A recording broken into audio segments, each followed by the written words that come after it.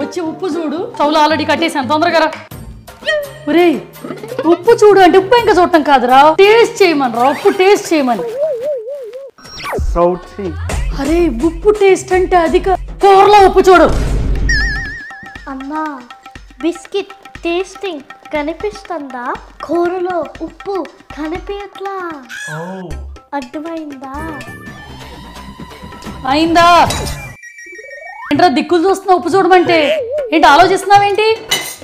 అన్నకి కూరలో ఉప్పు కనిపించట్లా. ఇలాంటి ఆలోచనలు కూడా వస్తున్నాయి అంట నీకు? కళ్ళు కనిపిస్తున్నాయిగా, ఉప్పు ఎందుకు కనిపించదు?